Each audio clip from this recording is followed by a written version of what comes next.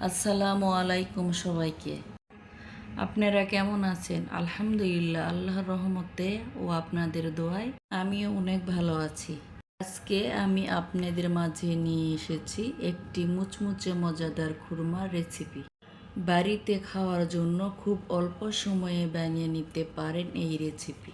তো আর কথা না বাড়িয়ে চলে যাওয়া যাক মূল ভিডিওতে।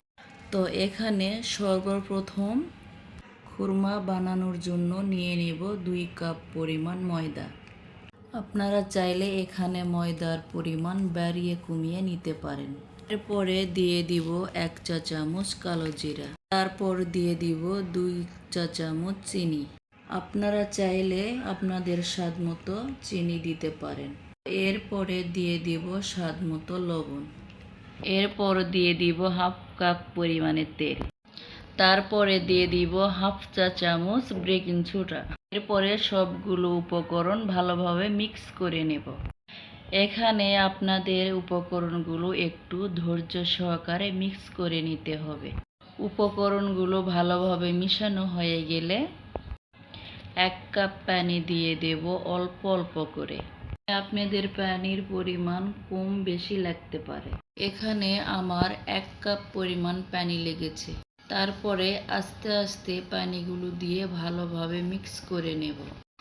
এরপরে একটা খামির বানিয়ে নেব। এখানে খামিরটি বেশি শক্তও করা যাবে না, বেশি নরমও করা যাবে না। এরপরে খামিরটি ভালোভাবে মাখা হয়ে গেলে ময়দার খামিরে হালকা করে তেল মাখিয়ে নেব। এরপরে পলি ব্যাগের মাধ্যমে 20 মিনিটের জন্য ঢেকে রেখে দেব। আপনারা চাইলে সুতি কাপড় দিয়েও ঢেকে রেখে দিতে পারেন 20 মিনিটের জন্য। চলে আসলাম 20 মিনিট পরে। এখানে খামিরটি আরেকটু ভালোভাবে মেখে নেব। খুব ভালোভাবে মেখে নেওয়া হয়ে গেলে দুটো লেচি কেটে নেব হাতের সাহায্যে। আশা করি ভিডিওতে দেখে বুঝতে পারছেন কিভাবে লেচিটাকে কেটে নিলাম হাত দিয়ে।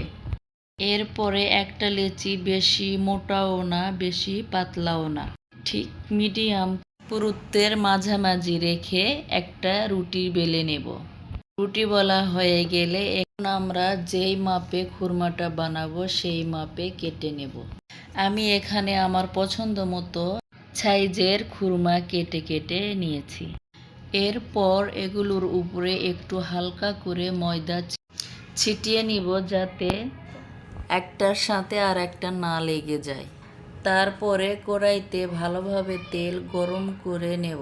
পরে খুরমাগুলো দিয়ে দেব আর খুব অল্প আঁচে খুরমাগুলোকে ভেজে নেব। খেয়াল রাখবেন বেশি আঁচে ভাজা যাবে না, তাহলে উপরে কালার তাড়াতাড়ি চলে আসবে আর ভেতরে ভালোভাবে কুক হবে না। এজন্য খুব অল্প আঁচে খুরমাগুলোকে ভেজে নেব। ভাজা হয়ে গেলে খুরমাগুলোকে তুলে নেব। এখানে একটা কড়াইয়ে হাফ কাপ পরিমাণে পানি দিয়ে দেব আর 1 কাপ পরিমাণ চিনি দিয়ে দেব। চিনিগুলোকে ভালো করে জাল করে নেব। চিনিগুলোকে ভালোভাবে জাল করে নিতে হবে। যখন দেখবেন চিনিগুলো আঠা আঠা হয়ে গেছে তখন জাল অফ করে দেবে। তারপরে খুরমাগুলো দিয়ে দিবেন। আমি এখানে খুরমাগুলো দিয়ে দিয়েছি। এখন ভালোভাবে নাড়তে হবে। এখন নাড়া অফ করা যাবে না, না হলে খুরমাগুলো জমাট বেঁধে যাবে। তো ভালোভাবে কিছুক্ষণ নাড়ব 2 মিনিটের মতো চুলার উপরে রেখে। তো ভালোভাবে 2 মিনিট নাড়ার পরে চুলার জালটা অফ করে দেব। চুলা অফ করার পরও নাড়া অফ করা যাবে না, অনবরত নাড়তে হবে। আর চিনিগুলো ভালোভাবে খুরমার গায়ে মিশাতে হবে যাতে খুরমার গায়ে চিনিগুলো লাগে।